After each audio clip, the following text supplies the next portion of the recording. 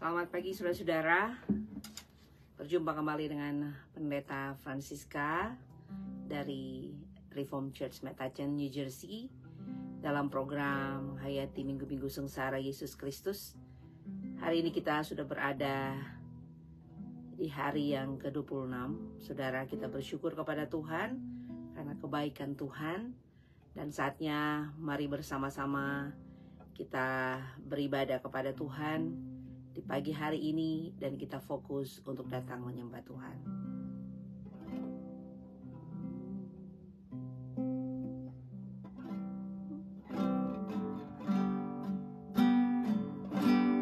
Seperti rusa yang haus, rindu aliran sungaimu.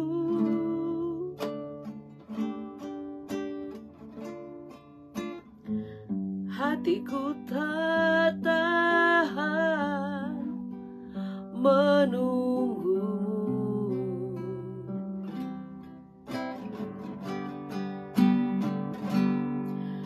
Bagai tanah gersang menanti datangnya hujan.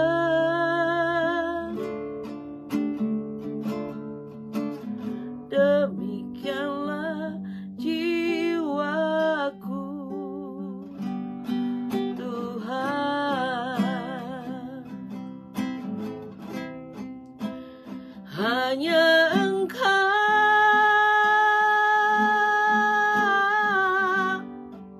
pribadi yang mengenal hatiku. Tiada yang tersembunyi bagimu. Seluruh isi hatiku Kau tahu, dan bawaku untuk lebih dekat lagi padamu. Tinggal dalam indahnya dekapan kasih-Mu. Mari sekali lagi menaikkan pujian ini.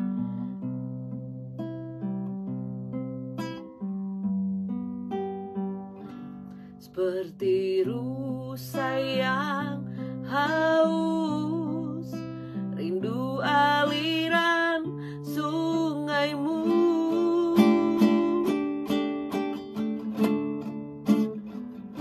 Hatiku tak tahan menunggumu.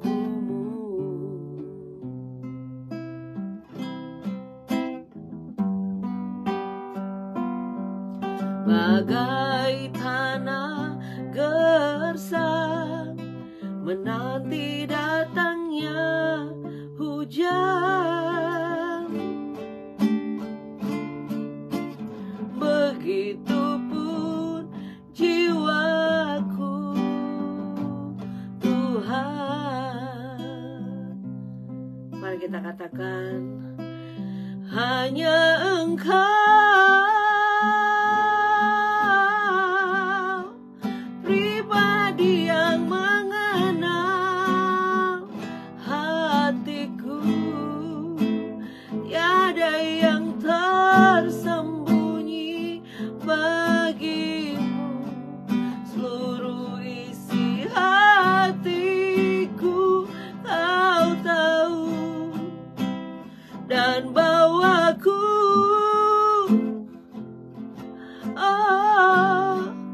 untuk lebih dekat lagi padamu.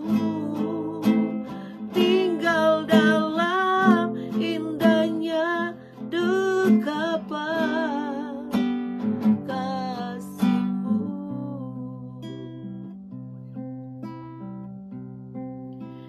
Tinggal dalam indahnya dekapan kasih-Mu.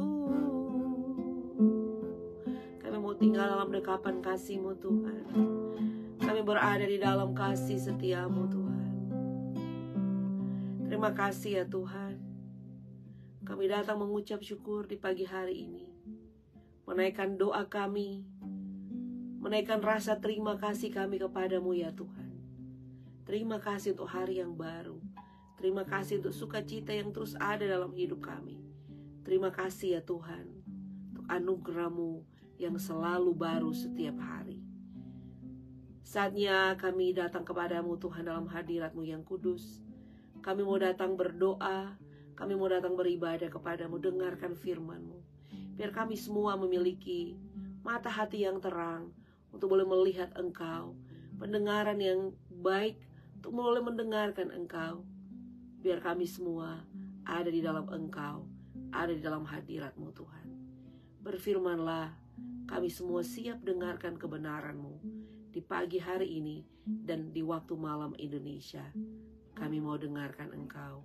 Haleluya. Amin.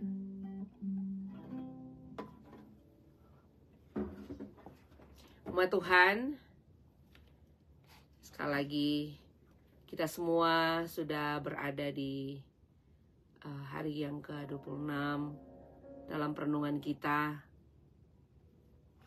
Mari saya bersama-sama undang kita semua untuk fokus di dalam kebenaran firman Tuhan. Dan saya percaya semua kita akan menikmati firman Tuhan pagi hari ini. Saudara, di luar masih walaupun jam di sini sudah menunjukkan hampir 6.47 ya. Mohon maaf tadi ada terlambat 10 menit. Walaupun jam menunjukkan 6.47 di waktu New Jersey, namun di luar masih agak gelap ya. Memang agak ada perbedaan antara masuk musim ini sudah pergantian ya. Jadi sudah jam di waktu summer time. Jadi ini sudah malam harinya masih terang. Nah, puji Tuhan, hari ini kita akan belajar tentang bagaimana mengalami Kristus sebagai pribadi yang hidup. Bagaimana kita hidup di dalam Kristus setiap saat, dan bagaimana kita terus mengalami Dia. Dan saya ingin saudara-saudara memahami bahwa hubungan yang terbaik saudara dengan Tuhan adalah hubungan kita dalam doa pribadi atau dalam hubungan setiap hari saudara dengan Tuhan. Mari kita membaca firman Tuhan. Saudara-saudara, Pengkhotbah 5 ayat 3 sampai 4. Jadi hari ini kita akan belajar tentang membangun komitmen dengan Tuhan. Ini adalah judul khotbah. Saudara-saudara, Pengkhotbah pasal 5 ayat 3 sampai 4.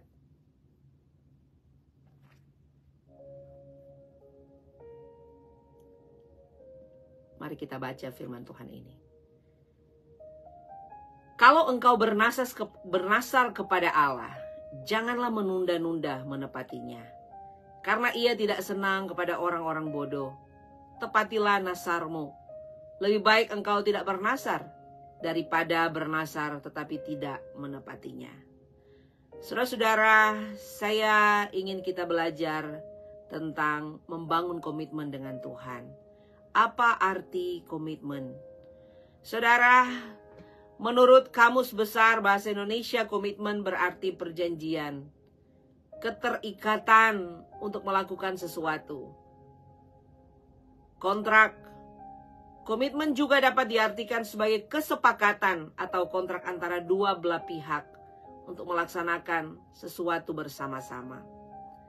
Nah, saudara-saudara, jadi komitmen adalah suatu janji pada diri kita sendiri atau orang lain yang tercermin dalam tindakan kita.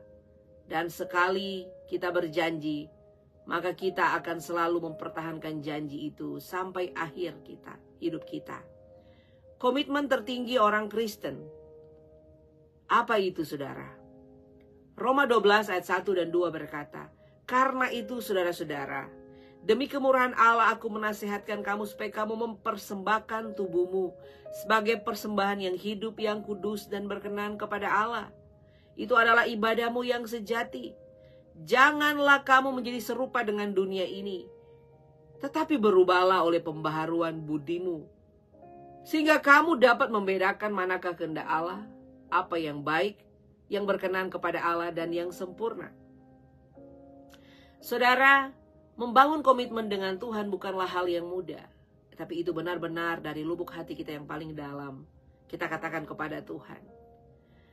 Apa yang dapat kita buktikan? Komitmen orang percaya, orang Kristen, tercermin dari perubahan hidupnya. Ketika saudara berkomitmen dengan Tuhan, saudara akan mengalami perubahan hidup. Yang tadinya saudara mungkin sangat malas baca Alkitab, malas berdoa, mulai ada perubahan. Saudara rindu untuk datang kepada Tuhan. Saudara rindu untuk mencari Tuhan. Seperti lagu yang saya nyanyikan di awal, seperti rusa yang rindu aliran sungai. Hati kami tak tahan, Tuhan, kami mau datang kepadamu. Komitmen orang Kristen tercermin pada pertumbuhan. Saudara, kita bisa bayangkan seperti seorang bayi, ya. Bayi 1 bulan, kemudian dia 2 bulan, 3 bulan, 4 bulan. Ada pertumbuhan.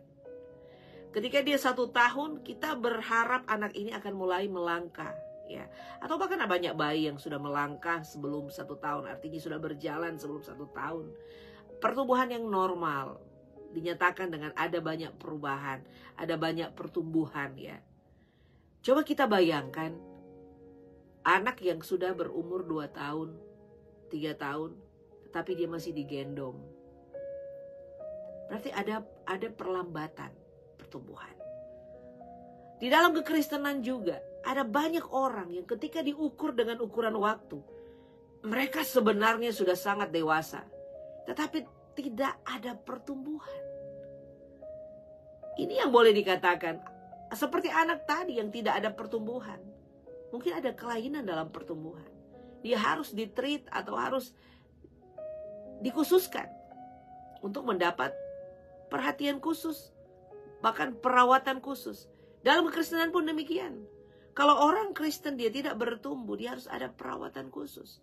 Karena sebetulnya ketika orang berkomitmen dan dia mencari Tuhan, dia hidup dengan Tuhan, dia akan ada perubahan tercermin dalam hidupnya, ya, perubahan. Dia ada pertumbuhan, dia ada kemajuan, dia ada kematangan, dan akhirnya dia menuju kedewasaan. Sehingga kekristenan bukan berbicara tentang label diri, bukan berbicara tentang saudara pengikut Yesus, mengikut seperti yang Yesus buat, tetapi on dan off, ya. Saya bilang on and off. Tidak ada bukti, tidak ada proof yang nyata dalam hidup saudara. Jadi komitmen orang Kristen tercermin dari perubahan hidupnya, dari pertumbuhan, dari kemajuan, dari kematangan, dari kedewasaan saudara. Sehingga benar-benar saudara yang datang kepada Tuhan, saudara yakinkan diri saudara, saudara bernasar kepada Tuhan. Tuhan, ketika saya mengikut Engkau, saya ingin berubah, saya ingin hidup benar. Tetapi kalau tanda-tanda itu tidak terlihat, saudara mungkin bisa saya katakan seperti bayi tadi, seperti anak tadi, saudara mengalami kelainan, ya. Berhati-hatilah saudara. Orang Kristen memiliki komitmen yang tertinggi, yaitu dia ingin berubah. Dia ingin mempersembahkan seluruh hidupnya kepada Tuhan. Dan dia mau hidupnya ada perubahan, ada pertumbuhan, ada kemajuan, ada kematangan dalam banyak hal. Kematangan berbicara tentang orang yang siap menghadapi apa saja. Dia tidak mudah ngambek, ya. Kalau ada banyak orang di proses Tuhan, dia mudah ngambek, ya. Kalau bahasa Manado bilang meraju, ya. Saudara, perlu ada kedewasaan dalam kekristenan. Komitmen bagi orang Kristen. Apa itu? Saudara, Matius 5 ayat 48. Ini adalah panggilan tertinggi orang Kristen. Karena itu saudara, kita harus menjadi sempurna sama seperti Bapamu yang di sorga adalah sempurna. Orang mungkin bilang, Bu Pendeta, gak mungkin saya hidup sempurna. Ya, saya juga boleh berkata demikian, tidak mungkin saya hidup sempurna. Tetapi panggilan tertinggi kita menjadi seperti Yesus. Karena Bapa menginginkan kehidupan, makanya dia mengirimkan Yesus sebagai patokan, contoh, teladan bagi kita semua. 1 Yohanes 2 ayat 5-6 berkata, tapi barang siapa menuruti firman-Nya, di dalam orang itu sungguh sudah sempurna kasih Allah. Dengan itu kita ketahui bahwa kita ada di dalam Dia. Barang siapa mengatakan bahwa ia ada di dalam Dia, ia wajib hidup seperti Kristus telah hidup. Saudara, kita bilang kita wajib hidup seperti Kristus telah hidup. Karena apa? Tanda orang yang hidupnya dipenuhi dengan firman Tuhan. Orang itu sudah sempurna dalam kasih. Mari kita belajar untuk berkomitmen dengan Tuhan. Jangan hanya berbicara. Jangan hanya berjanji. Jangan hanya berkata, saya mau. Tapi mari buktikan dalam tindakan nyata. Saya mau berubah. Saya mau bertumbuh. Saya mau maju dalam Kristus. Saya mau memiliki kematangan. Saya mau menjadi orang-orang Kristen yang dewasa. Rasul Paulus mengatakan hal yang sama. Efesus 4 ayat 13-16. Sampai kita semua telah mencapai kesatuan iman dan pengetahuan yang benar tentang anak Allah. Kedewasaan penuh dan tingkat pertumbuhan yang sesuai dengan kepenuhan Kristus. Sehingga kita bukan lagi anak-anak yang diombang-ambingkan rupa-rupa angin pengajaran oleh permainan palsu manusia dalam kelicikan mereka yang menyesatkan. Tetapi dengan teguh berpegang kepada kebenaran dalam kasih, kita bertumbuh dalam segala hal ke arah Dia Kristus yang adalah kepala. Daripadanya lah seluruh tubuh yang rapi tersusun dan diikat menjadi satu dalam pelayanan semua bagiannya, sesuai dengan kadar pekerjaan tiap-tiap anggota, menerima pertumbuhannya dan membangun dirinya dalam kasih. Saudara, ini adalah tujuan kita. Ini adalah tujuan yang Yesus inginkan dalam hidup saya dan saudara.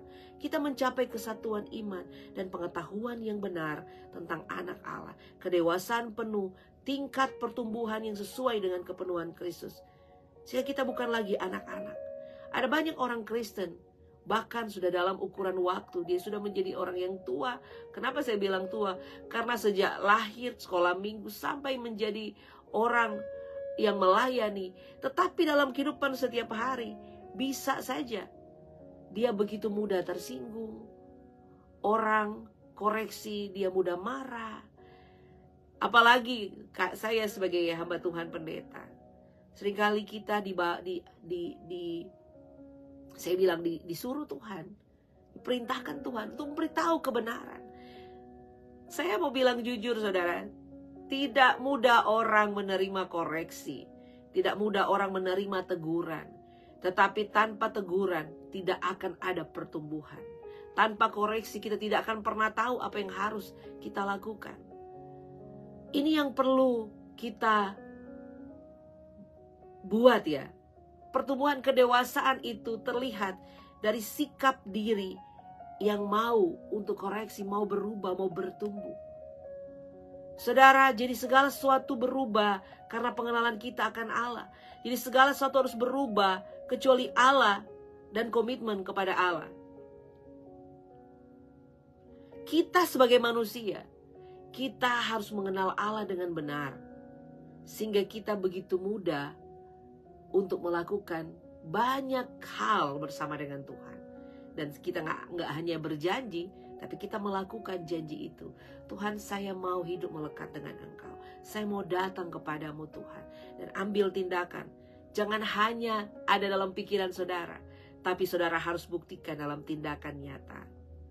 Saudara-saudara, Kisah Para Rasul 4 ayat 19 berkata, tapi Petrus dan Yohanes menjawab mereka, silakan kamu putuskan sendiri manakah yang benar di hadapan Allah, taat kepada kamu atau taat kepada Allah. Sebab tidak mungkin bagi kami untuk tidak berkata-kata tentang apa yang telah kami lihat dan yang telah kami dengar. Ini adalah komitmen iman kita kepada Tuhan. Sebagai pelayan Tuhan, banyak kali saudara kita diperhadapkan dengan saya menyenangkan hati manusia atau saya menyenangkan hati Tuhan.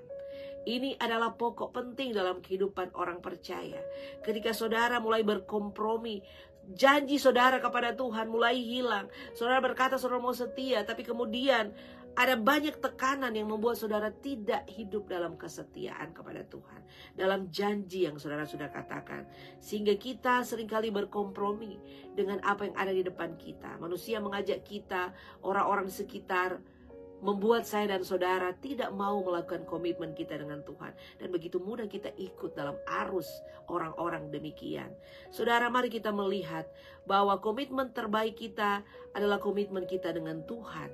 Yaitu apa? Buktikan dengan tindakan nyatamu. Ingat, Dia sudah berikan penolong bagi kita, Roh Kudus, yang selalu bisa menolong saya dan saudara. Yosua mendemonstrasikan arti komitmen kepada Allah dengan perkataannya. Ini sangat menarik saudara. Yosua 24 ayat 15. Saat dia diperhadapkan dengan ada begitu banyak ajaran, ada begitu banyak penyembahan di sekelilingnya. Tapi Yosua dia ditekan untuk menyembah ilah yang lain, menyembah Allah yang lain.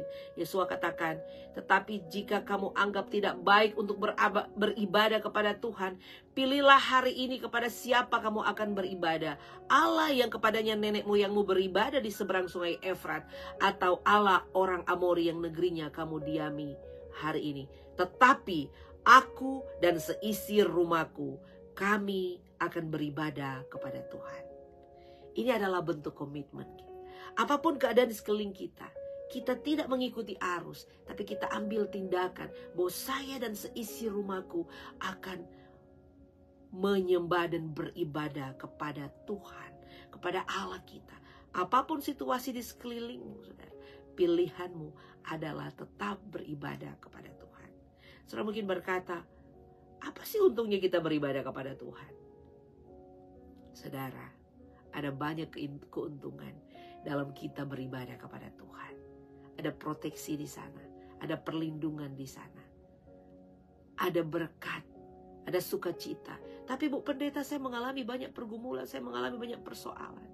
Kenapa saudara mengalami banyak pergumulan persoalan? Tuhan mengizinkan saudara diproses untuk saudara bergantung sepenuhnya kepada Tuhan, berharap sepenuhnya kepada Tuhan. Saudara, berikut adalah bentuk-bentuk komitmen kita. Komitmen kepada Tuhan. Saudara mungkin memiliki komitmen, saudara, Tuhan saya ingin memberikan waktu saya 30 menit saja, 15 menit atau 30 menit, 1 jam. Saudara buat komitmen. Tapi komitmen tanpa disiplin itu hanya akan menjadi bayang-bayang atau hanya menjadi mimpi. Ketika komitmen diiringi dengan disiplin dan saudara akan mulai melakukannya dengan setia. Ada bentuk yang lain, komitmen kepada keluarga. Saudara yang sudah berkeluarga, istri berkomitmen kepada suami, suami berkomitmen kepada istri. Istri dan suami yang memiliki berkat anak, saudara berkomitmen kepada anak. Komitmen yang saudara lakukan dibuktikan, saudara, bukan hanya kata-kata. Tuhan sudah berikan saudara anugerah anak berkat Tuhan. Didiklah mereka untuk datang kepada Tuhan. Alkitab mengingatkan kita untuk mengajar anak-anak kita dari mereka bangun, mereka berdiri, mereka berjalan. Ajarkan tentang Tuhan. Jangan pernah bosan, saudara. Karena ketika waktu tiba, saudara tidak ada kesempatan lagi untuk mengajari anakmu tentang Yesus, karena dunia ada di sekeliling mengajari dia. Saudara, 2 hal yang sangat penting. Kalau saudara tidak mengajari anakmu tentang Tuhan, maka dunia akan mengajari dia tentang banyak hal dan dia tidak akan mengingat Tuhan. Saudara, Alkitab juga mengingatkan kita, jika kita mendidik anak-anak kita dengan setia, maka masa mudamu adalah masa tuamu adalah masa yang berbahagia. Tapi kalau saudara tidak mendidik anak-anakmu sejak dini, maka akan berakhir masa tuamu engkau tidak akan bahagia. Itu Pengamsal katakan ya. Ada bentuk komitmen yang lain, komitmen kepada pekerjaan ya. Saudara bekerja, saudara berjanji, ada orang Seperti saya suka bercanda dengan orang-orang yang ada di Amerika ya. Saudara, kadang-kadang kita bilang, kita cuma digaji $12, $13, $15. Jadi kita tidak memiliki komitmen. Kita harus melakukan segala sesuatu untuk Tuhan. Milikilah komitmen dalam pekerjaanmu. Seperti untuk Tuhan dan bukan untuk manusia. Saya selalu mengingatkan saudara-saudara teman-teman saya dari Amerika. Kalau mata manusia tidak melihat pekerjaanmu dengan baik, apa yang kau kerjakan, ada mata Tuhan yang melihat engkau. Jadi jangan pernah kita menjadi orang yang begitu mudah untuk bekerja tapi asal-asalan, saudara. Ingat, kita bekerja untuk Tuhan bukan untuk manusia. Kalau saudara tidak diperhatikan sekali lagi oleh mata manusia, saudara punya mata Tuhan yang melihat engkau. Akan ada waktunya Tuhan akan mengangkat engkau dan dia akan promosi. Dan saudara percaya, kerja yang saudara lakukan tidak akan pernah sia-sia dalam Tuhan. Saudara ada komitmen yang lain, komitmen kepada bangsa dan negara. Saudara, bayarlah pajak. Bayarlah teks. Kalau di Amerika ini adalah bulan-bulan teks sebelum April ya. Sebelum April tanggal 15. Kita harus claim teks dan sebagainya. Bagaimana dengan di Indonesia? Apakah kamu berkomitmen kepada negaramu? Saudara masih ingat kisah di Alkitab kan? Mereka coba mentrik Yesus dan menunjukkan kalau Yesus juga mengajarkan harus tunduk kepada raja. Yesus minta mana koin dan dia berikan. Ada gambar siapa di koin ini? Ada gambar raja. Yesus berkata berikan kepada raja apa menjadi haknya. Berikan kepada Tuhan apa menjadi hak Tuhan. Mari kita lakukan komitmen kita dengan sungguh-sungguh kepada Tuhan. Jangan hanya menjadi orang Kristen yang rajin beribadah, tapi tidak ada tanda-tanda komitmen iman dengan Tuhan. Tadi saya sudah berkata, saya sudah memberikan kepada saudara apa makna dari komitmen orang Kristen, bukti komitmen orang Kristen. Ada perubahan hidupnya, ada pertumbuhan, ada kemajuan, ada kematangan, ada kedewasaan. Mari kita menjadi orang-orang Kristen yang bukan hanya sekedar orang yang duduk di ibadah, orang yang memberikan persembahan, tapi kita mengalami kematangan, kedewasaan, sehingga saudara bisa dipakai Tuhan untuk menjadi alat bagi kerajaan Allah, untuk menjadi alatnya Tuhan. Saudara pergi, jadikanlah semua bangsa muridku, baptislah mereka dalam nama Bapa, Putra dan Roh Kudus. Tugas tanggung jawab ini, tugas tanggung jawab semua orang percaya. Saudara, kalau saudara sudah sampai pada titik saudara mengakui bahwa hidup saya ini karena anugerah Tuhan, maka saudara akan melangkah dengan komitmen yang baru. Saudara, jangan buat komitmen hanya karena tahun baru. Saudara, banyak orang bikin resolusi tahun baru. Saudara, setiap hari saudara harus mengalami yang namanya komitmen yang baru. Jangan pernah menjadi orang yang hanya sekedar berjanji tapi tidak melakukannya. Saudara, doa saya bagi kita semua, kita belajar berkomitmen kepada Tuhan. Nah, komitmen yang lain adalah komitmen kepada gereja. Matius 16 ayat 16 sampai 18 berkata, maka jawab Simon Petrus, engkau adalah Mesias, anak Allah yang hidup. Kata Yesus kepadanya, berbahagialah engkau Simon bin Yunus, sebab bukan manusia yang menyatakan itu kepadamu, melainkan Bapa-Ku yang di sorga. Dan aku pun berkata kepadamu, engkau adalah Petrus, dan di atas batu karang ini aku akan mendirikan jemaatku, dan alam maut tidak akan menguasainya. Saudara, kalau saudara ingin mengetahui lebih dalam apa arti eklesia atau gereja, ini adalah kalimat pertama, ini adalah kata pertama yang menggambarkan tentang gereja, yang menunjukkan gereja. Itu adalah kata Yesus kepada Petrus, bahwa engkau adalah Petrus, dan di atas batu karang inilah aku akan mendirikan jemaatku, eklesia, dan alam maut tidak akan menguasainya. Eklesia di bahasa Inggris, di bahasa Latin igreja, dan di sini jadi church. Saudara-saudara, mari kita menjadi orang yang berkomitmen kepada Tuhan. Miliki komitmen yang sungguh kepada Tuhan. Dengan apa? Mendirikan jemaat Tuhan. Saudaralah adalah jemaat Tuhan. Saudara adalah gereja. Saudara adalah gereja itu sendiri. Orang yang dalam gelap dibawa kepada terang Tuhan. Mari kita melangkah kuat maju ke depan. Jangan hanya sekedar menjadi orang Kristen, tetapi menjadi benar-benar pengikut Yesus yang terus membangun komitmen dengan Tuhan setiap hari. Saudara, buatlah komitmenmu dan buktikan komitmenmu dengan Tuhan. Melangkah dengan berani karena Tuhan menyertai kita semua. Saudara-saudara, apakah komitmenmu hari ini kepada Tuhan? Bangun dengan disiplin yang terus menerus sehingga saudara akan mendapatkan habit. Habit ini yang akan membuat saudara menjadi orang-orang Kristen yang memiliki gaya hidup Kristus.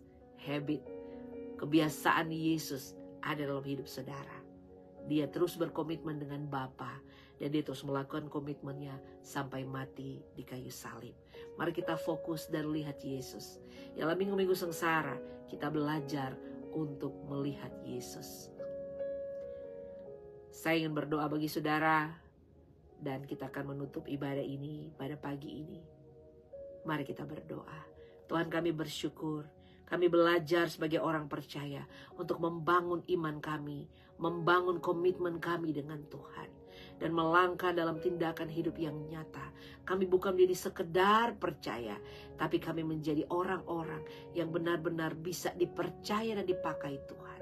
Kami menunjukkan, membuktikan bahwa kami hidup dalam perubahan, kami hidup dalam pertumbuhan, kami hidup menjadi orang-orang yang peka dan menjadi orang-orang yang dewasa di dalam Tuhan.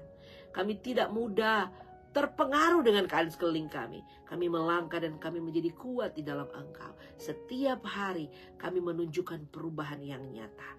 Sehingga kami buktikan bahwa Kristus ada dalam hidup kami. Firman tinggal dalam hidup kami. Kami buktikan dalam tindakan nyata dalam hidup kami. Terima kasih untuk firman-Mu Tuhan. Dan biar kami semua diingatkan terus. Roh Kudus mengingatkan kami untuk mampu membuktikan komitmen kami kepada Tuhan dalam tindakan hidup kami. Dan hamba berdoa ya Tuhan, bagi saudara kami yang sakit di dalam nama Yesus, biar mereka mengalami kesembuhan. Yang memiliki pergumulan-pergumulan, Tuhan kami berdoa, biar mereka boleh memperoleh jalan keluar atas setiap pergumulan yang mereka hadapi. Yang mengalami pergumulan apa saja, bahkan yang pergumulan yang menurut ukuran dunia tidak bisa terselesaikan. Tapi bagi Yesus tidak ada yang mustahil. Kami percaya Tuhan. Kami percaya kami akan melalui setiap pergumulan kami. Dan kami akan tampil sebagai pemenang. Ya Tuhan, bagi saudara kami dalam perjalanan untuk kerja, diberkati mereka. Tiba selamat tempat kerja, berusaha bekerja dengan sebaik-baiknya. Seperti untuk Tuhan dan bukan untuk manusia. Kami berdoa juga bagi saudara Indonesia yang sementara menyaksikan. Dan mereka akan beristirahat malam. Biar ini menjadi renungan malam untuk mereka menutup hari, untuk mereka boleh bangun pagi dengan keadaan sehat, kuat, dan diberkati Tuhan. Terima kasih Tuhan, biar berkat-Mu turun atas kami semua, berkat dari Allah Bapa dalam anaknya Yesus Kristus Tuhan, dengan pertolongan kekuatan Roh Kudus menyertai memberkati hidup kita semua hari ini, besok, sampai selama-lamanya. Amin. Umat Tuhan, tetap jaga komitmen kita dengan Tuhan, buktikan dalam hari-hari hidup kita. Doa saya, kita semua tetap setia.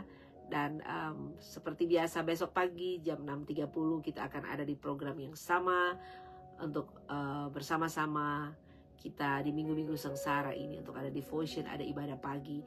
Dan mari saudara, saya mengajak kita semua untuk like, komen, dan saudara boleh share video ini untuk boleh memberkati dan menjangkau lebih banyak orang. Tuhan Yesus memberkati kita semua. Shalom, selamat pagi waktu Amerika. Dan selamat malam waktu Indonesia. Tuhan Yesus memberkati.